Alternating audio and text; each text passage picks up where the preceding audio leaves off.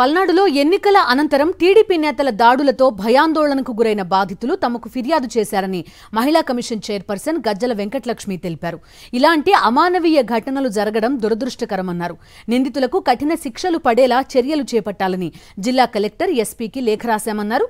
మహిళలు వైఎస్ఆర్సీపీకి ఓటు వేశారనే వారిపై దాడులు చేశారని విమర్శించారు. మహిళలకు స్వేచ్ఛగా ఓటు వేసే హక్కు లేదా అని ప్రశ్నించారు. చంద్రబాబు అధికారంలో ఉన్నప్పుడు మహిళలపై చాలా చిన్న చూపుతో వ్యవహరించారంటున్న వెంకటలక్ష్మితో మా ప్రతినిధి అమర్ ఫేస్ టు ఫేస్. మాచర్లో జరిగినటువంటి హింసకు సంబంధించి రాష్ట్ర మహిళా కమిషన్ కూడా వరుస ఫిర్యాదులు వస్తున్నాయి. దీనికి సంబంధించి మనతో మాడేందుకు మహిళా కమిషన్ చైర్పర్సన్ గజ్జల వెంకటలక్ష్మి ఉన్నారు. వారితో మాట్లాడదాం. మేడం, జరిగినటువంటి హింస చూసాం. ఎంతోమంది మహిళా బాధితులు ఉన్నారు. చాలామందిని ఇళ్లలో నిర్బంధించారు, దూషించారు, దాడులు జరిపారు. మీకు ఎలాంటి ఫిర్యాదులు వచ్చాయి? యాజ్ ఏ మహిళా కమిషన్ చైర్పర్సన్గా ఏం చేయబోతున్నారు? పల్నాడు జిల్లా మాచర్ల మండలానికి సంబంధించి చిన్న గణేశన్పాడు అనే గ్రామంలో మాకు కూడా కంప్లైంట్ చేశారు. మహిళలందరూ కలిసి కూడా ఒక కంప్లైంట్ను కూడా మాకు కూడా పంపడం జరిగింది. అది నిన్న వచ్చింది కంప్లైంటు. మెయిల్ ద్వారా, వాట్సాప్ ద్వారా కూడా పంపించారు. అయితే మగవాళ్ళ మీద దాడి జరిగిందని, వాళ్లను తరిమేశారని, తర్వాత మహిళలు, అదేవిధంగా వృద్ధులు, చిన్నపిల్లలు వారందరూ కూడా ఇళ్లలో ఉంటే దౌర్జన్యంగా మహిళలు మరి వాళ్ళ మీద దాడి చెయ్యకూడదు అన్న సంస్కారం కూడా లేకోకుండా ఇళ్లలోకి చొరబడి వెంబడించడం జరిగింది.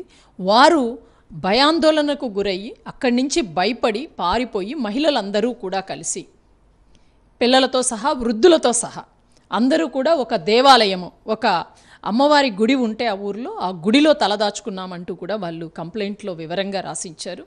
ఎక్కడ గుడిలోకి కూడా వచ్చి దాడి చేస్తారేమో అని వాళ్ళు లాక్ వేసుకున్నారు. గుడిలో లోపల నుంచి గడపెట్టి లాక్ వేశారు. లాక్ వేస్తే వాళ్ళు గుడి చుట్టూ, తెలుగుదేశం పార్టీకి సంబంధించిన వాళ్ళందరూ కూడా గుడి చుట్టూ మోహరించి వారి మీద మీరు బయటికి ఎప్పుడు రాకుండా ఉంటారో చూద్దాం, మిమ్మల్ని చంపేస్తామంటూ భయభ్రాంతులకు గురి చేయటం అన్నది అమానుషమైన చర్య. నిజంగా ప్రజాస్వామ్యంలో ఉన్నామా లేదా? ఇన్ని సంవత్సరాల మన స్వాతంత్రం వచ్చి ఇన్ని సంవత్సరాలలో ఇన్ని ఎన్నికలు జరిగాయి. ఏ ఎన్నికలలో కూడా ఇంత బరితెగింపు ఎక్కడా కూడా చూసింది లేదు. ఏ ప్రజాస్వామ్యంలో ఒక నచ్చిన పార్టీకి, నచ్చిన వ్యక్తులకి ఓటేసుకునే హక్కు మహిళలకు లేదా? మొత్తం ఎంతమంది బాధితులు ఉండే అవకాశం ఉంది ఈ మాచర్ల పర్టికులర్ ఇన్సిడెంట్లో?